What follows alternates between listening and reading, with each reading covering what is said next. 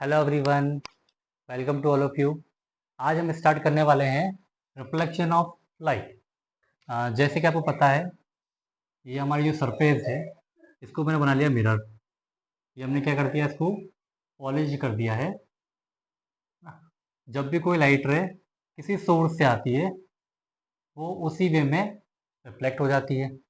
यहाँ हमने एक नॉर्मल बना लिया, है ना। इसको हम नेमिंग कर देते हैं mn, इसको नेम कर देते हैं O, ठीक है। इसको हम नेम कर देते हैं P, इसको कर देते हैं हम Q, इसको नेम कर देते हैं हम लोग N। तो ये जो हमारी रे है, इसको बोला हमने इंसिडेंट रे। इसको क्या बोलते हैं हम लोग? Incident ray. ये जो रिफ्लेक्ट हो रही है, इसको हम बोलेंगे reflected ray.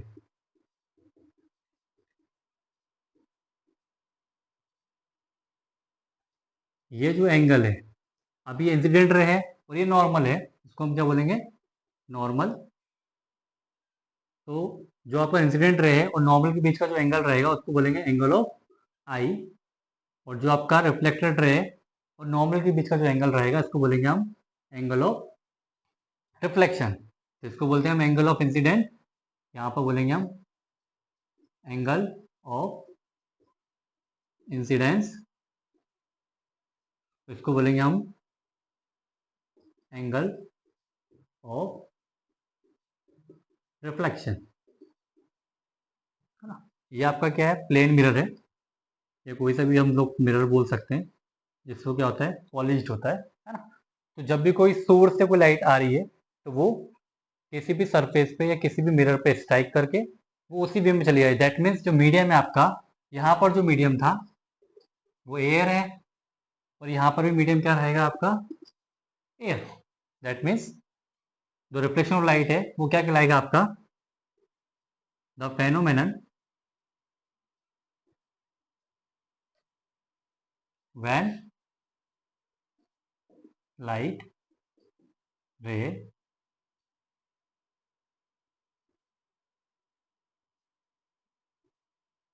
Bounce back to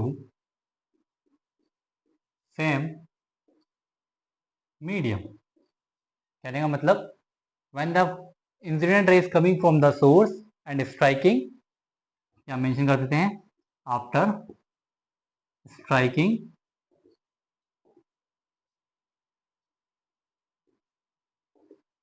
mirror surface.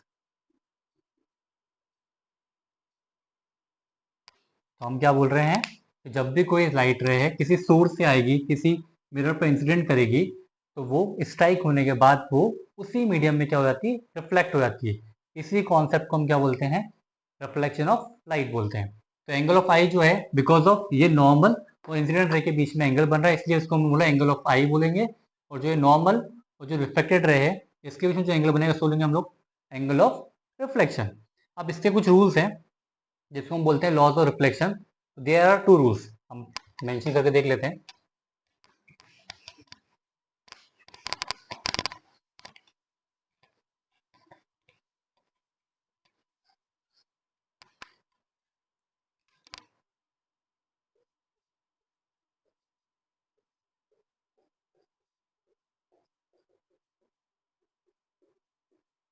Laws of reflection. तो फर्स्ट रूल क्या बोलता है आपका?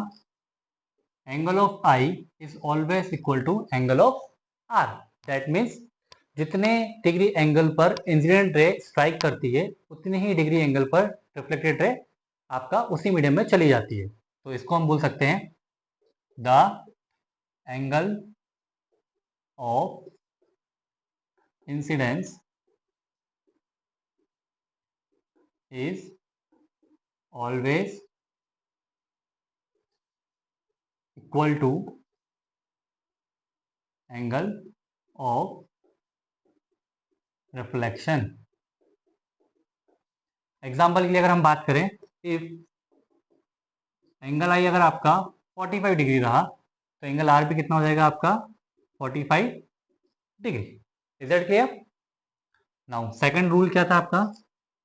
जितनी भी चीजें आपके इंसिडेंट रहे, रिफ्लेक्टेड रहे, नॉर्मल, पॉइंट ऑफ इंसिडेंट, ये सभी एक ही प्लेन पे लाइज करते हैं। ये हो गया हमारा इंसिडेंट रे। नेक्स्ट है आपका reflected ray, normal,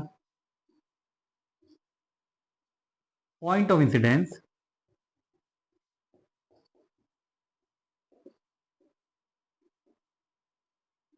all are lie in same plane।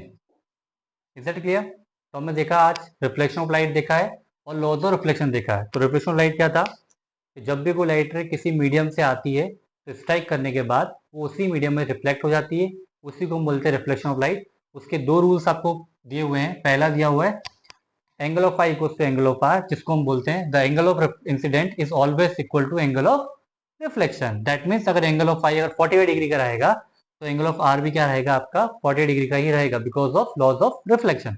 The second thing is incident ray, reflected ray, normal, point of incidence, all are lies in the same. कहने का मतलब कि जितनी भी चीजें आपके इंसिडेंट रे हो गया, रिफ्लेक्टेड रे है, पॉइंट ऑफ इंसिडेंस है और नॉर्मल, ये सभी एक ही प्लेन पे लाइज करते हैं। Is that clear? तो हम अब मिलते हैं नेक्स्ट वीडियो में। Thank you all of you.